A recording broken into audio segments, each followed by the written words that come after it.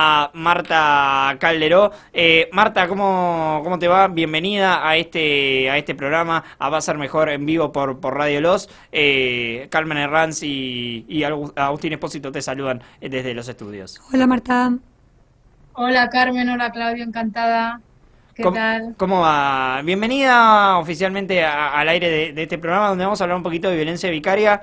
Y para explicar a la gente, vamos por la base, ¿no? ¿Qué es la violencia vicaria? Porque aquí en Argentina, Marta, aclaramos como que no es tan... No se habla tanto del tema. No se habla el tema tanto como en España, que está dando un repunte aterrador. Cierto. Bueno, la violencia vicaria está definida como aquella violencia que ejerce el padre sobre los hijos, los usa como instrumento, los instrumentaliza con el objetivo de hacer daño a la madre, ¿de acuerdo? Es decir, utiliza a los niños, puede ser desde la violencia más extrema, ¿no? Como es el asesinato, que lamentablemente hemos vivido aquí en España en los últimos meses, no uno, sino unos cuantos, hasta la violencia más sencilla o más simple, ¿no? Como es no pagar la pensión de los hijos para dañar a la madre o para hacer daño a la madre, para molestarle, no educarles bien, no ejercitar una buena crianza, es decir, utilizar, instrumentalizar, se llama así, instrumentalizar a los hijos para dañar, con el objetivo de dañar a la madre. Eso es la violencia. Sí, lleva años el tema digamos, con bastante, no sé si decirle así, cobertura, si se quiere, en España, con casos como el caso Betrón, y también el más resonante, el más actual, el de las niñas de Tenerife, que es de este año. Y todo esto ha cultivado, si se quiere, que se tome acción social y se tome acción política sobre la violencia vicaria. Sí, bueno, hemos tenido varios casos. El de las niñas de Tenerife no es el último, eso creo que pasó en abril, finales de abril. Este verano volvimos a tener otro caso aquí muy cerca de donde estoy yo, en Barcelona. Un padre asesinó a su hijo de 3 años y huyó. Y me consta que a día de hoy todavía no lo han... ¿Y tú crees que se encuentra, perdón Marta, tú crees que se encuentra, el padre era un argentino y es el hombre más buscado ahora mismo en España? Eso no sé si te lo comenté, pero ahora mismo ¿tú crees que hay especulaciones, hay pesquisas de que puede haber vuelto a Argentina? Pues ni idea, porque las últimas noticias que escuché fue que consiguió salir del país por el aeropuerto, o sea que pudo coger un avión, creo que llevaba documentación falsa. Claro, si era de Argentina, pues bueno, es probable que volviera, que regresara, o quién sabe, pudo ir a cualquier lugar del mundo, la verdad. Y Marta, ¿qué perfil psicológico suelen tener este tipo de hombres? Porque, a ver, está el perfil de maltratador, obviamente estos son maltratadores también previos, pero ¿qué perfil puede tener un hombre que ya más allá de maltratar a su pareja es capaz de matar a sus propios hijos solo con hacer daño? Un perfil de psicopatía, me imagino, altísimo. Yo no creo mucho en que sean perfil de psicopatía. Son hombres violentos que han crecido pues en la violencia, han heredado ese modelo conductual, ese modelo educativo y ejercen la violencia sobre los demás. Y con quien más la ejercen o con quien más estas personas se muestran, ¿no? Como son, es con aquellas personas con quien tienen un vínculo emocional más estrecho, es decir, con sus parejas. Por lo tanto, yo no creo en una psicopatía, sino creo en una violencia, en una estructura psíquica de machismo extremo, ¿no? Y un hombre que ejerce la violencia de género, es decir, la violencia vicaria este término fue acuñado precisamente por una psicóloga argentina que es Sonia Vaccaro, no sé si la conocéis. Ella lleva muchísimos años trabajando en esto, vive en Barcelona y creo que hace años que no está en Argentina y ella siempre lo cuenta, ¿no? Es decir, engloba la violencia vicaria es la violencia de género, es decir, no es una violencia contra los niños, es una violencia contra las mujeres. Lo que pasa es que se utiliza, se instrumentaliza, insisto, a los niños de la pareja en este caso para hacer daño a la madre.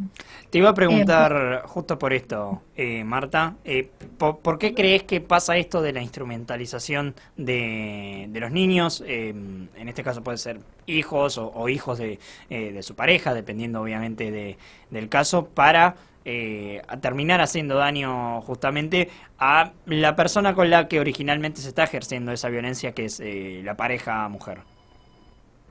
Bueno, pues sencillamente porque ¿con qué es un maltratador? Sí. Un hombre machista, se pregunta, ¿cómo le puedo hacer? ¿Cómo es la forma en que le puedo hacer más daño a esta persona? Y para una madre, sin duda, lo peor que puedes hacerle es hacerle daño o arrebatarle un hijo, ¿no? Por lo tanto, ese es el motivo de esta instrumentalización, es decir, buscar el daño extremo, es decir, asegurarse que jamás se van a recuperar de eso, ¿no? Estamos hablando ahora, ¿no?, del caso más extremo, que es el asesinato, pero ellos se aseguran que esa madre, esa persona, esa mujer jamás va a recuperarse de eso. De hecho, está demostrado y están los estudios que hay de los casos que hay. Las últimas palabras que dicen, ¿no?, estos asesinos es te voy a hacer daño donde más te duele. Es cierto. Es decir, lo vas a pagar con lo que más te duele, ¿no? Entonces, ahí está, ¿no? Ese es el motivo de esa instrumentalización. Ese daño extremo y asegurarse que esa persona jamás va a poder recuperarse de eso. Y bueno, a mí me gustaría recordar que de 2013 hasta ahora ha habido 38 niños asesinados a manos de sus padres o de las parejas de los padres. Pero aparte de eso, creo que el gobierno se está dando cuenta ya de este problema que engloba concretamente mucho España, y el 3 de septiembre aprobó una ley en la que por fin prohíbe a los padres acusados, denunciados previamente por maltrato, ver a su hijo. Eso es un gran avance. Sí, bueno, es algo, es decir, ahora ya antes porque claro, uno de los problemas era que aún habiendo denuncias, ¿no? Aún estando ese padre acusado y estando en un proceso penal por violencia de género, tenían derecho a acceder a visitas a los hijos. Muchos de ellas eran en puntos de encuentro. Aquí se llaman puntos de encuentro, en España un punto de encuentro es un lugar que está custodiado, digamos, por un profesional, sea trabajador social, psicólogo, etcétera, vigilado, digamos, donde se encuentran padres e hijos. Entonces, tenían acceso a los niños, ¿no? De alguna manera. Entonces, bajo la premisa de que un maltratador nunca va a poder ser un buen padre, ¿no? Simplemente por el hecho de que alguien que ejerce la violencia, ¿cómo va a poder educar? ¿Qué modelo va a ser para ese hijo, ¿no? Es decir, no es compatible. Era una situación totalmente absurda y que daba lugar a casos totalmente inverosímiles, ¿no? De mujeres que han sufrido violencia de género al cabo de muchos años, que se divorcian de su pareja para finalizar esa violencia de género, pero resulta que eso no finaliza, porque entonces utilizan a los niños en estas visitas para continuar haciendo daño a la madre. Es decir, el machista, el violento contra la mujer nunca va a ejercer, o sea, nunca va a cesar de ejercer esa violencia si no se cesa el contacto con los hijos, porque utiliza a los hijos, como decimos, para hacer daño a la madre. Entonces, es un gran paso, ha tenido que pasar esto, hemos tenido que llegar a esta situación para que impongan esta ley, para que aprueben esta ley.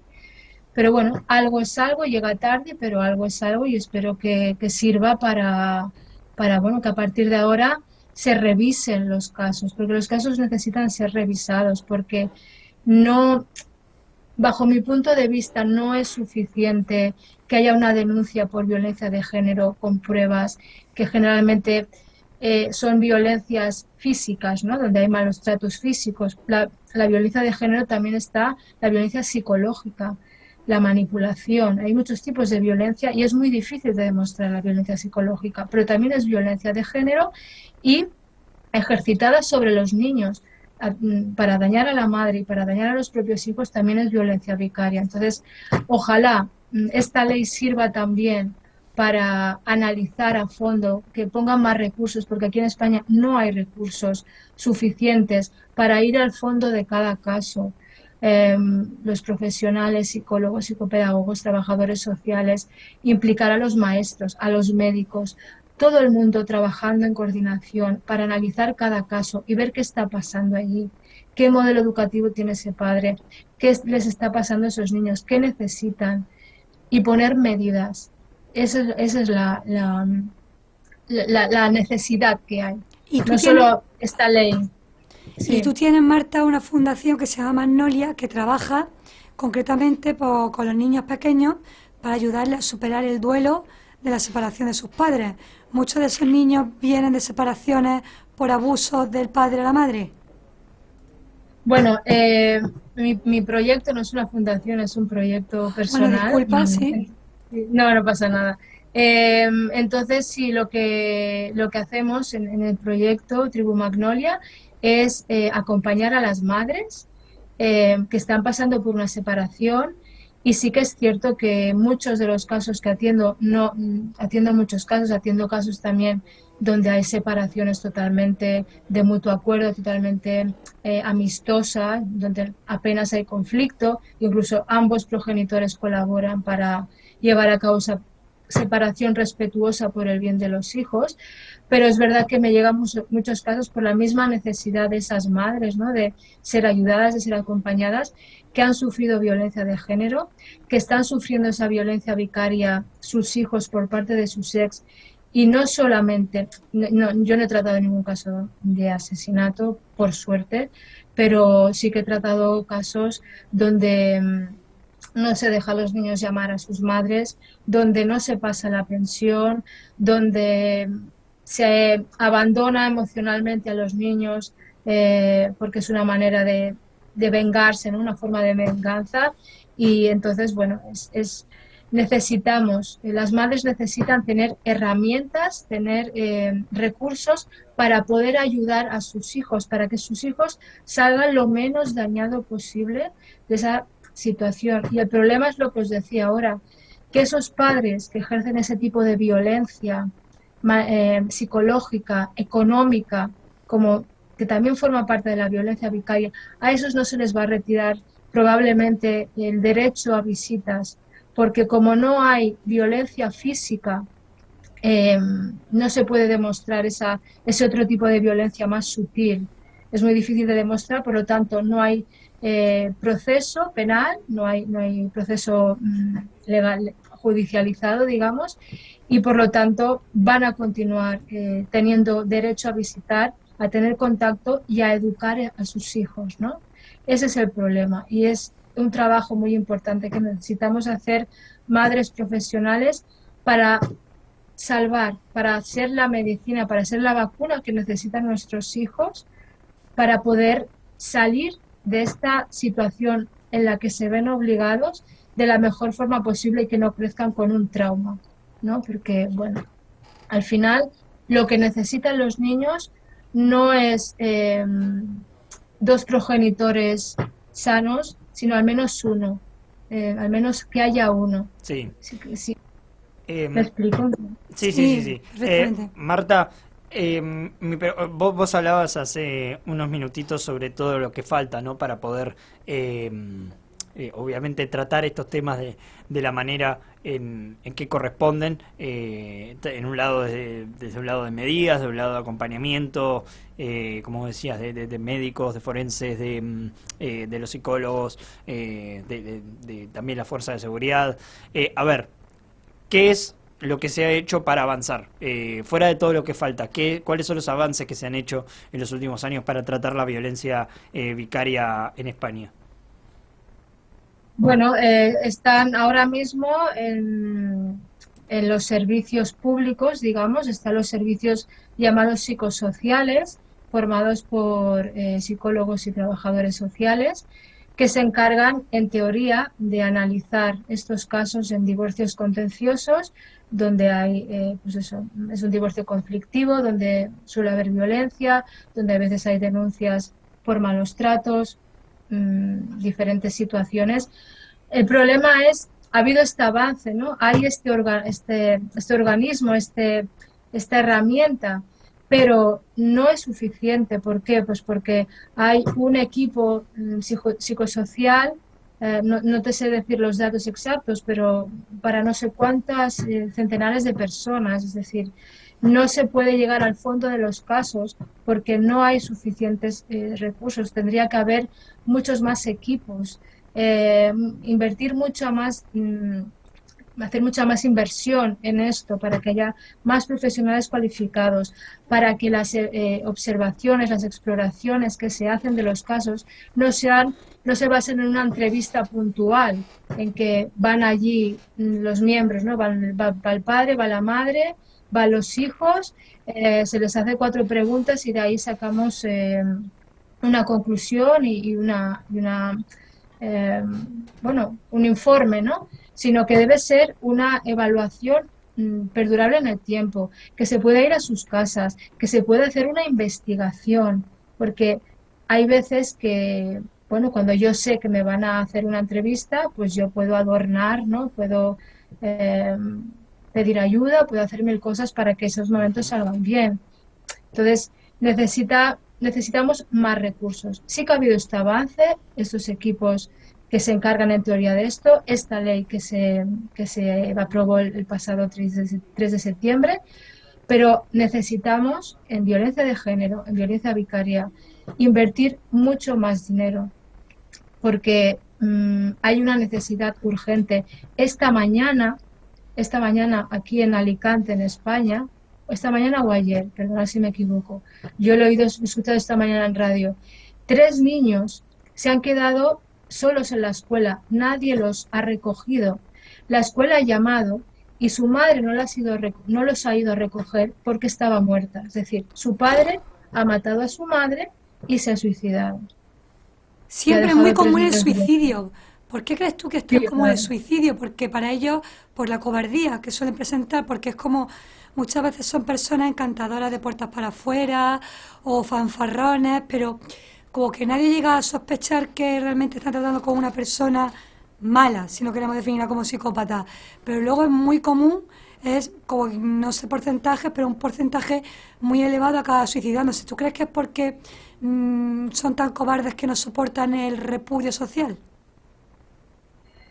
Sonia Bácaro, yo no soy psicóloga forense, no, se me escapa un poco este tema concreto, el caso del suicidio. Sonia Bácaro, porque la he escuchado mucho, la he leído mucho, ella dice que no son perfiles de personas suicidas, es decir, no se suicidan porque estén deprimidos o porque estén arrepentidos o porque sean cobardes, sino se suicidan, pues bueno, pues porque es como que ya han hecho su trabajo, ¿no? De alguna manera y bueno, saben lo que va a pasar. Entonces, lo que quiero decir es, ella explica esto, ¿no? Que no hay un arrepentimiento, no hay una personalidad depresiva como podría ser una personalidad suicida, ¿no? Sí. La razón del suicidio no es por eso, sino simplemente, pues es como un colofón de su trabajo, ¿no? Es como, ya he hecho todo lo que tenía que hacer, me aseguro que esta persona va a sufrir de por vida, es decir, nunca se va a levantar de aquí.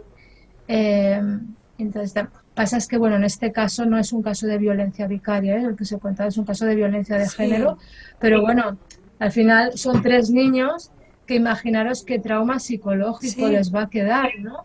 Obviamente. ¿Cómo se les va a ayudar a estos niños? Que su padre ha matado a su madre, después se ha suicidado, que bueno, que igual mejor que lo haya hecho, ¿no? Porque es que si no, Hombre, pues sí. no sé, igual todavía le hubieran dejado casos de que, el otro día leía un caso de hijos que se les obligaba, niños que se les obligaba a visitar a la cárcel al padre que había matado a su madre. Y estaban obligados a ir a la cárcel, a visitarlo. O sea, imaginaros qué nivel Sí. A mí me gustaría incoherencia, recomendar, ¿no? perdón, me gustaría hacer una pausa y recomendar una película que es muy buena, que habla esto, el tema de las custodias, de una mujer que se quiere separar de su marido por violencia de género hacia ella. Se llama Custodia Compartida, repito, es Sí, francesa. Y bueno, el padre, ¿qué pasa? El padre quiere custodia compartida, pero a los niños le importan un rábano, así coloquialmente dicho. Él usa a los niños, no los maltrata ni nada, pero usa la custodia compartida para saber más cosas de la madre, para enterarse más de la madre y para hacerle daño a la madre. exacto. Y date cuenta, ¿no? Allí cómo se demuestra todas esas pequeñas situaciones en que expone el padre al niño, ¿no? Esa retirada de atención, esa manipulación, eso es Sí, muy difícil de demostrar. Y ese niño está sufriendo muchísimo. sí. Y suerte que al final el padre pierde los papeles y un día hasta que va a su casa y revienta la puerta, ¿no? Y va con una escopeta a Estás matarle. describiendo la película, pero vamos, Perdón, totalmente. estoy haciendo un No, spoiler. no, no, sin saberlo es que la estás Pero describiendo. suerte de eso, que al final, pues bueno, hay allí pruebas, ¿no? Pero si no llega a pasar eso, ¿qué sucede allí, no? El padre continúa teniendo derecho a esa custodia compartida, la madre está emocionalmente destrozada, el niño también. Ese es el problema, ¿no? Y sí. Aquí. Bueno, Marta, pues esta es mi última pregunta por mi parte. No sé si Agus quiere preguntar algo más. No, no, no, hágala nomás, la última pregunta. No, no, no, esta era mi última pregunta. Ok, ok, ok, ahí está, nos entendimos mal aire. Marta, mil gracias por haberte pasado por el aire de Va a Ser Mejor. Los micrófonos siempre abiertos para volver a hablar de este tema, obviamente, y un gran abrazo hacia el otro lado del Atlántico, hacia España. Muchísimas gracias, Marta. Pues muchas gracias por invitarme y un abrazo igualmente, encantada de estar aquí. Igualmente. Pasaba Marta Calderó, ella es psicóloga, hablamos